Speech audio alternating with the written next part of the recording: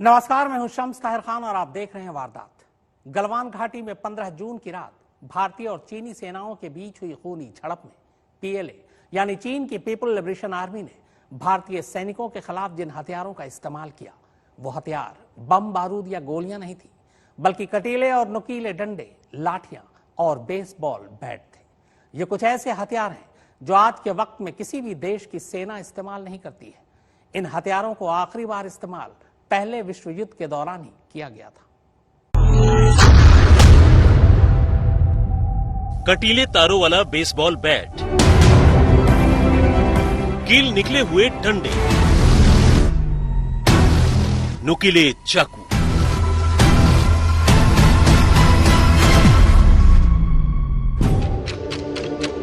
जी PLA यानी peoples liberation army ने गलवान घाटी में भारतीय सैनिकों के खिलाफ हमले के दौरान जिन हथियारों का इस्तेमाल किया, वो तोप, गोले या गोलियां नहीं, बल्कि कटीले और नुकीले डंडे, लाठियां और बेसबॉल के बैट ही थे। इस बीच ऐसे हथियारों की जो तस्वीरें सामने आई हैं, उसे देखकर आप अंदाजा लगा सकते हैं कि ये कितने क्रूर और दर्दनाक हथियार हैं, जो किसी भी सैनिक को गोली खाने से ज्यादा दर्द दे सकते हैं। इस हथियार को देखिए, ये लकड़ी की फंटियां हैं, जिनमें चीनी सैनिकों ने कीलें लगा रखी हैं। हालांकि शुरुआत में भले ही इस तरह की खबरें आई हों कि इस झड़प में चीनी सैनिकों ने गोलियों का इस्तेमाल किया, मगर अब तक इसकी पुष्टि नहीं हो पाई है। मगर इन नुकीले हथियारों की खबर और तस्वीरें पूरी दुनिया ने देखी है, जिनसे पीएलए ने इंडियन आर्मी के सोल्जर्स पर हमला किया। सिर्फ देश की ही नहीं, बल्कि विदेशी मीडिया ने भी इस हमले को क्रूर और जंग के नियमों का उल्लंघन बताया है। बात सिर्फ 15 जून को गलवान में हुई झड़प में इस्तेमाल इन नुकीले हथियारों की ही नहीं है, बल्कि इससे पहले पेंगोंग लेक में हुई झड़प में भी ऐसी खबरें आई थी कि चीनी सैनिकों ने डंडे में कटीले तारों को लपेटकर भारतीय सैनिकों पर हमला किया था। तब भी कई सैनिक घायल हुए थे। चूंकि भारत और चीन के बीच ऐसा समझौता है कि एलएसी पर पेट्रोलिंग यानी गश्त करने वाले सैनिक हथियारों का इस्तेमाल नहीं करेंगे, इसलिए उसने अब इन पुराने हथियारों का इस्तेमाल करना शुरू किया है, जो उस समझौते को गुमराह कर सकते हैं। अब इस खंजर को देखिए, जिन्हें आखिरी बार पहले विश्व युद्ध के दौरान गठबंधन सेनाओं ने इस्तेमाल किए थे। ये खंजर दो तरह से काम करता है। एक तो ये चाकू का काम करता ही है, साथ ही ये जो इसकी पकड़ है, वो न सिर्फ हैंड गार्ड के तौर पर इस्तेमाल होता है, बल्कि इसके जरिए सामने वाले पर हमला भी किया जा सकता है।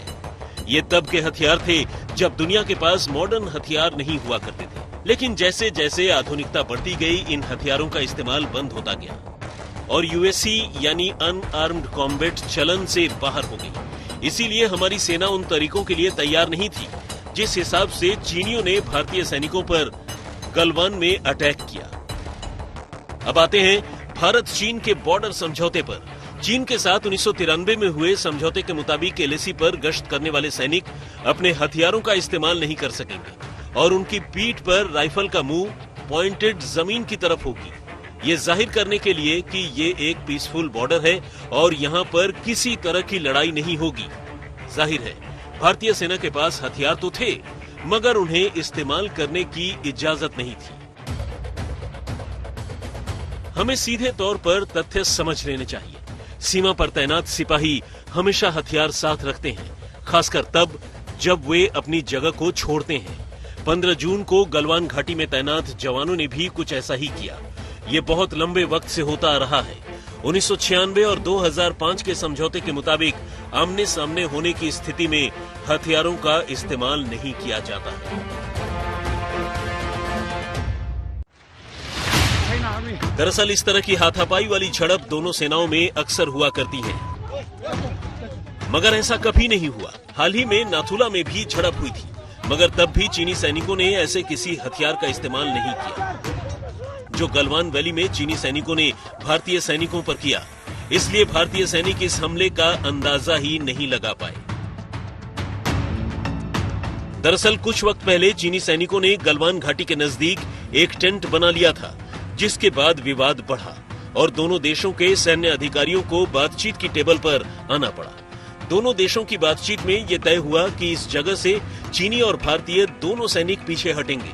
उसके मुताबिक अब चीन को यहां से अपना टेंट हटाकर पीछे जाना था, जिसके लिए भारत की तरफ से एक टीम भेजी गई और इस टीम को कर्नल संतोष बाबू लीड कर रहे थे। टीम को यह सुनिश्चित करना था कि चीनी दल वापस एलएसी की तरफ लौट जाए। मगर रिपोर्ट के मुताबिक जब भारतीय दल यहां पहुंचा तो चीन की सेना पहले से ही अटैकिंग मोड पर थी और भारतीय टीम के पहुंचते ही उन्होंने मेटल रॉड और कंटीले तारों वाले बैट से अटैक करना शुरू कर दिया। जैसे ही ये झड़प शुरू हुई, दोनों टुकड़ियों ने अपने अपने देश के बेस कैंप को सिग्नल भेज दिया। देखते ही देखते दोनों तरफ से सैनिकों की टीम मौका वारदात पर पहुंच गई और फिर दोनों देशों के सैनिकों में भयंकर हाथापाई हुई, जिसमें कर्नल संतोष बाबू समेत 20 भारतीय सैनिक शहीद हुए।